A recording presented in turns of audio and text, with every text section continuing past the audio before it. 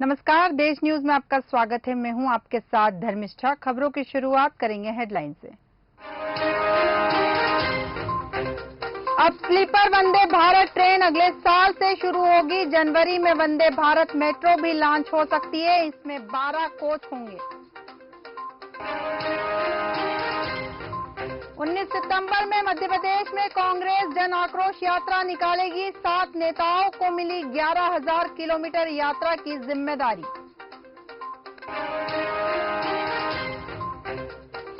रतलाम में express train का engine और पावर कोच को पटरी से उतरा। सभी यात्री सुरक्षित। हादसे के बाद यात्रियों में भगदड़।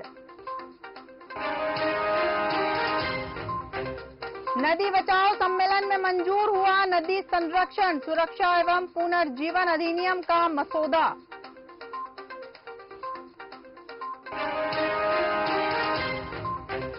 महाराष्ट्र के नंदुरबार में स्वास्थ्य सेवाओं की बदहाली उजागर। 3 महीने में सिविल अस्पताल में 189 बच्चों की मौत।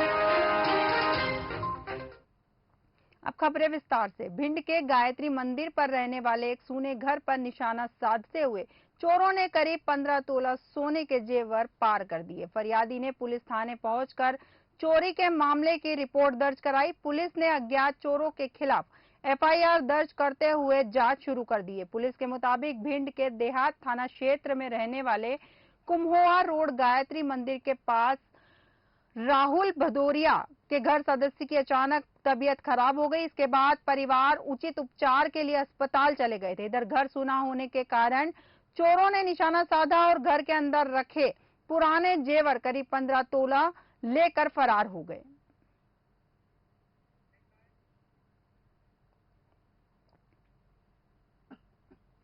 भारतीय जनता पार्टी ने कांग्रेस पार्टी पर बड़ा हमला बोला है। बीजेपी प्रवक्ता दुर्गेश केशवानी का कहना है कि कांग्रेस पिछले 20 साल से हाई सत्ता की रट लगाए बैठी है और कांग्रेस जितने भी भ्रष्टाचार के आरोप लगा रही है वे सब झूठ है। प्रवक्ता दुर्गेश केशवानी का कहना है कि 2023 में बीजेपी प्रचंड बहुमत से सरकार बना रही है।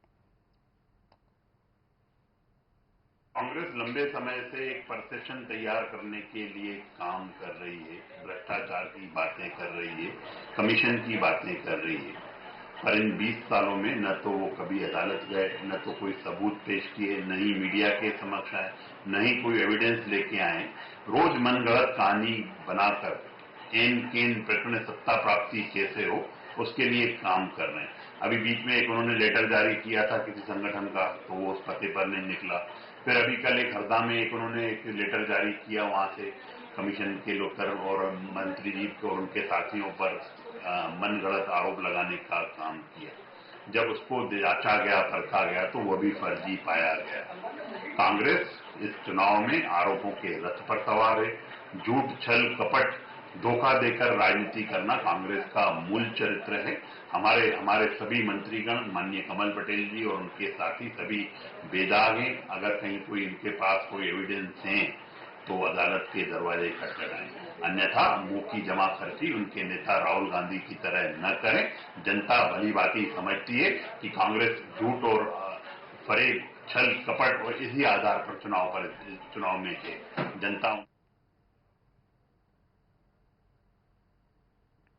मध्य प्रदेश सरकार प्रधानमंत्री नरेंद्र मोदी के जन्म दिवस पर 17 सितंबर से मुख्यमंत्री लाडली बहन आवास योजना शुरू करने जा रही है। मुख्यमंत्री शिवराज सिंह चौहान की कैबिनेट ने इस योजना को पिछली कैबिनेट बैठक में मंजूरी दी थी। पंचायत और ग्रामीण विकास विभाग ने इस योजना को लेकर पात्रता की शर्तें तय कर दी है। मुख्य कार्यपालन अधिकारी जनपद पंचायत को इसके क्रियान्वयन के लिए कहा गया है। शिवराज कैबिनेट की पिछली बैठक में मुख्यमंत्री जन आवास योजना को मुख्यमंत्री लाडली बहन आवास योजना में बदलने का निर्णय हुआ था। इसके लिए सरकार ने पंचायत और ग्रामीण विकास विभाग को पात्रता की शर्तें तय करने के निर्देश जारी किए थे। इसके बाद विभाग ने इसको लेकर सभी कलेक्टरों को निर्देश जारी किए। यह योजना प्रधानमंत्री नरेंद्र मोदी के जन्म दिवस 17 सितंबर से मध्य प्रदेश में लागू होगी। योजना के लिए 17 सितंबर से 5 अक्टूबर के बीच आवेदन लिए जाएंगे।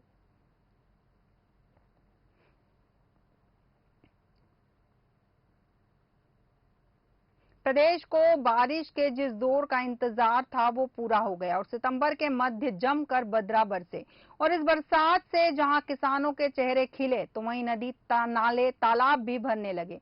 इधर बीती रात से हो रही लगातार बारिश पर मौसम वैज्ञानिक अशफाक हुसैन का कहना है कि फिलहाल सितंबर माह में हल्की फुहार का सिस्टम रहेगा, लेकिन अगले 48 घंटे उज्जैन इंदौर के लिए रेड और भोपाल में ऑरेंज अलर्ट रहेगा।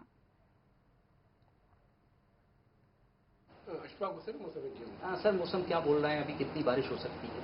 देखिए, पूरे मध्य प्रदेश में मानसून की एक्टिविटी चल रही है। इसकी वजह से पूरे मध्य प्रदेश में जो है हल्की मध्यम वर्षा और भारी वर्षा, कहीं कहीं अत्यधिक भारी वर्षा दर्ज की जा रही है। और इसकी वजह यह है कि well mark low pressure area अपने ईस्ट एमपी बना हुआ था और ट्रफ लाइन जो है मध्य प्रदेश में होकर गुजर रही थी और एक आप ट्रफ लाइन जो है आपके पहले वाली खबर में 121 नहीं चला है आ रही थी और एक ट्रफ लाइन जो है आपके कोस्टल अपने गोवा से लेकर सेंट्रल एमपी से वेल मार्क लो प्रेशर आ रही थी। इसकी वजह से मॉइस्चर आ रहा था, इसकी वजह से पूरे मध्य प्रदेश में वर्षा हो रही है। और अभी जो है well mark low pressure area central MP में भोपाल के वो बना हुआ है। इसकी वजह से अभी जो है आपके पश्चिम मध्य प्रदेश में वर्षा गतिविधि बढ़ोतरी होगी। हल्की मध्यम वर्षा, कहीं भारी वर्षा और अत्यधिक भारी वर्षा दर्ज की जाएगी।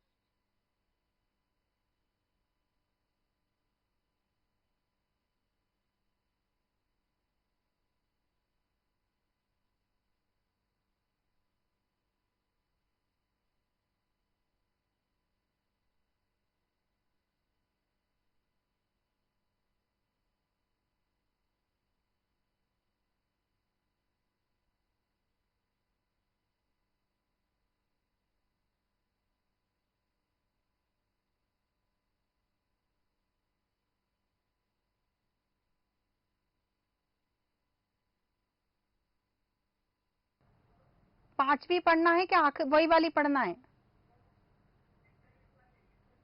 इंटरव्यू वाली पढ़ना है ना, ठीक है। हाँ ठीक है, ठीक है, निकाल ली, डन।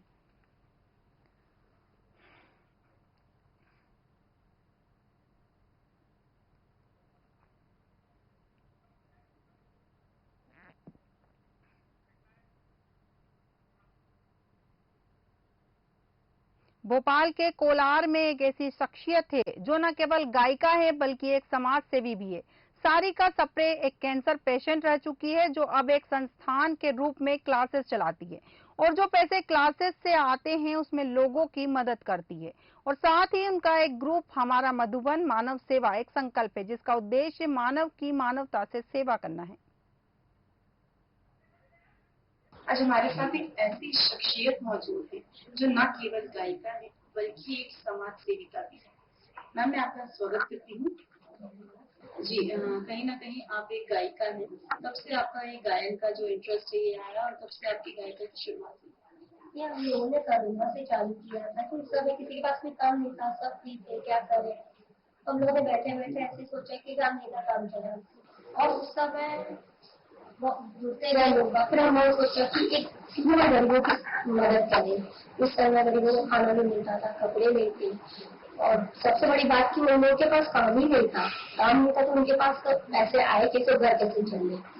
तो उस समय हम लोगों ने सोचा कि क्यों ना हम छोटा सा ग्रुप बनाए और इसमें हम लोग एक म्यूजिक की शुरुआत करते हैं।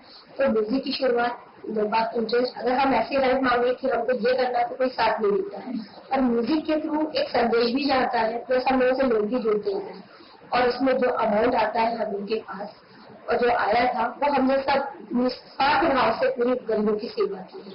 जिसमें जो सड़क पे जा रहे गरीब रहते थे उनको कंबल देना, चादर देना, खाना देना और वो तब से लेके अभी भी हम लोग सारा काम कर रहे हैं और मधुबन म्यूजिकल ग्रुप भी हम लोग चला रहे हैं। आपके ग्रुप में करीब कितने लोग शामिल होंगे? 40। क्या क्या काम रहता है इनका? ये लोग हम लोग मतलब जैसे खाना बनाना है तो सब लोग आ जाते हैं, सब हेल्प करते और सब वर्किंग वाले सब अपना वर्क भी करके घर देखते हुए ये काम मिलता है हम लोग के साथ समाज सेवा का करते हैं। आपका एक प्रोग्राम है कि मधुबन मानव सेवा एक संकल्प, इसका अर्थ क्या? हमारा मधुबन मानव सेवा एक संकल्प, जो मधुबन खुशबू देता है उसी तरह से ये हमने उसी के भी नाम के लिए नाम रखा हमारा मधुबन मानव सेवा और एक संकल्प। और उसी का हमने संकल्प लिया इसलिए हमको भी छोटे छोटे काम मतलब करते तो फिर अब उसको बड़े में करना है। और उस बीच मुझे कैंसर हो गया जी, जो कि लास्ट स्टेज पे था। उसके बाद मतलब ये करने के बाद ऐसा लगा कि वो काम मैंने किया वो आज काम में आया, मुझे आशीर्वाद मिले और आज मैं यहाँ करूँगी। तो पहले मैं बहुत छोटे छोटे उसमें 20 लोग 25 लोग, आज पहले तक 50 लोगों का ग्रुप जो कि आज सिंगिंग में है, मेरे साथ वो बहुत कोऑपरेट करती है। Thank you. से एक परिवार की जिंदगी उजड़ गई। बारिश से घर के पास ही एक गड्ढे में पानी भर गया, जहां खेलते हुए 10 साल की संजना उसमें गिर पड़ी। उसे बचाने उसकी बड़ी बहन नंदनी भी कूद पड़ी। गड्ढा गहरा था, कुछ ही देर में दोनों बहनें गड्ढे में समा गई। घटना पिछोर की है। घटना के समय बच्चियों के माँ बाप काम पर गए थे। जब वह लौटे तो बच्चियां घर पर नहीं थी, पर गड्ढे के पास उनका छोटा बेटा रो रहा था। बच्चे ने खुलासा करते हुए बताया परिजनों को कि बच्चियां गड्ढे में गिर गई है। पुलिस ने गोताखोर उतारकर बच्चियों के शव बाहर निकाले। पुलिस ने मर्म कायम कर घटना की जांच शुरू कर दी है।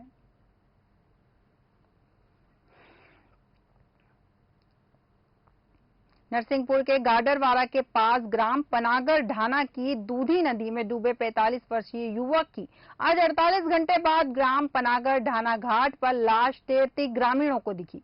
सूचना मिलते ही नरसिंहपुर होमगार्ड एनडीआरएफ की टीम मौके पर पहुंची, जिसने रेस्क्यू कर लाश को बाहर निकालकर सालीचौका पुलिस को सौंप दिया। होमगार्ड दल द्वारा लगातार 2 दिनों से नदी में रेस्क्यू किया जा रहा था। ग्राम छेना कछार की नदी में नहाने गया था युवक, उस दौरान उसके साथ ये हादसा हुआ था। हम लोगों नरसिंहपुर होमगार्ड एनडीआरएफ की तरफ से कल कंट्रोल रूम सूचना मिली थी कि छेना कछार से एक व्यक्ति डूब गया है, तो उसको कल भी रेस्क्यू किया और आज भी रेस्क्यू कर रहे थे। तो सूचना मिली कि ढाना घाट के आसपास बॉडी ज़्यादा गहरे बहती हुई जा रही है, तो हम लोगों ने आके बॉडी को पकड़कर सुरक्षित सालीचौका पुलिस को हवाले किया।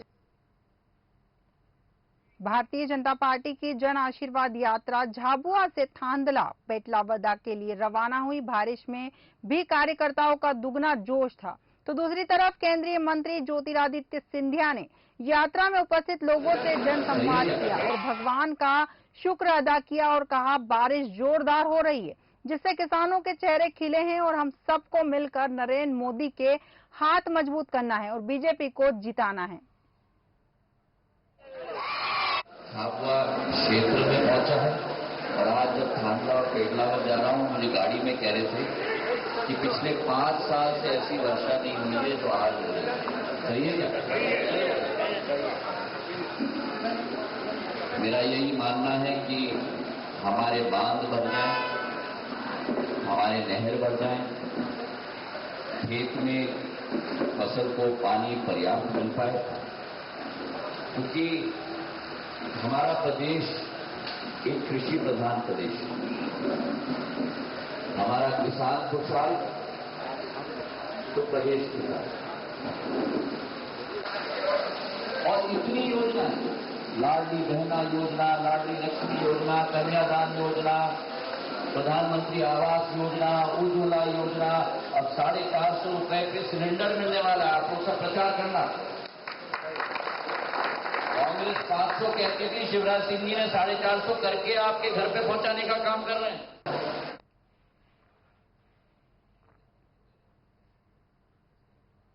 जिले में जोरदार बारिश का दौर देखा जा रहा है। भारी बारिश से जिले का सबसे बड़ा तवा बांध लबालब हो गया। कल सुबह 10 बजे से तवा बांध के गेट खुल गए हैं। लगातार 24 घंटे से बांध के गेट खुले हुए हैं। तवा परियोजना के एसडीओ एनके सूर्यवंशी के मुताबिक वर्तमान में तवा बांध का जल स्तर 1165.20 फीट पर है। लगातार बारिश और हैवी रेन के अलर्ट के बाद तवा डैम के सभी 13 गेट 20-20 फीट पर खोल दिए हैं। इन 13 गेटों में से 4,08,000 क्यूसेक नर्मदा नदी में छोड़ा जा रहा है। मौसम विभाग ने बारिश का अलर्ट जारी किया है। देर रात से इटारसी समेत आसपास के क्षेत्र में बारिश का दौर जारी है।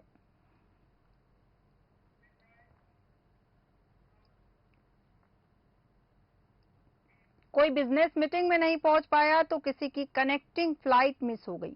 कोई फ्लाइट स्टाफ को बार बार सवाल कर रहा था तो कोई हंगामा कर रहा था। कुछ इस तरह का नजारा शनिवार सुबह भोपाल एयरपोर्ट पर नजर आया। इस दौरान एक पैसेंजर ने बताया कि फ्लाइट में कोई तकनीकी खामी है। करीब 3 घंटे हो गए हैं, फ्लाइट अभी तक रवाना नहीं हुई। मेरी दिल्ली से कनेक्टिंग फ्लाइट थी मगर वह अभी छूट गई। एयरपोर्ट डायरेक्टर रामजी अवस्थी ने बताया कि फ्लाइट रवाना हो चुकी है, किन्हीं तकनीकी कारणों से उड़ान में देरी हुई थी।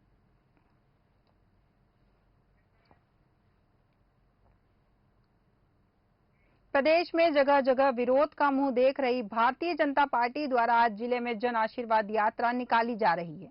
वहीं आज गोटेगांव विधानसभा में जन आशीर्वाद यात्रा निकाली। असम के मुख्यमंत्री हेमंत बिस्वा शर्मा के गोटेगांव विधानसभा में आगमन पर युवा कांग्रेस मीडिया विभाग के प्रदेश समन्वयक इंजीनियर साहिल सिंह राजपूत के नेतृत्व में विरोध करने मुंगवानी जा रहे युवा कांग्रेस कार्यकर्ताओं को गोटेगांव पुलिस ने रास्ते में ही रोक लिया और थाने ले गई।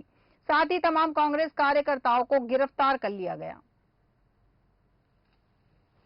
जन विरोधी भारतीय जनता पार्टी जो है वो जन आशीर्वाद यात्रा निकाल रही है और मैं पूछना चाहता हूँ जन आशीर्वाद यात्रा क्यों निकाल रहे हैं, जब मेरे गोटेगांव विधानसभा क्षेत्र की जनता ने 18 के चुनाव में और मध्य प्रदेश की जनता ने इनको और इनकी पार्टी को नकार दिया है।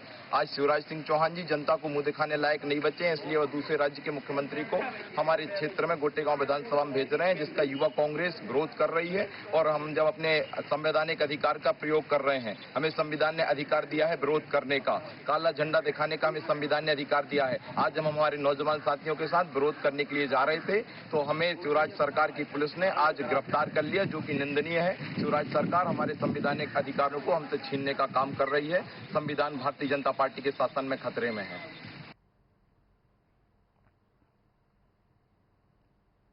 खबरों में फिलहाल इतना ही। आप बने रहिए देश न्यूज के साथ। नमस्कार।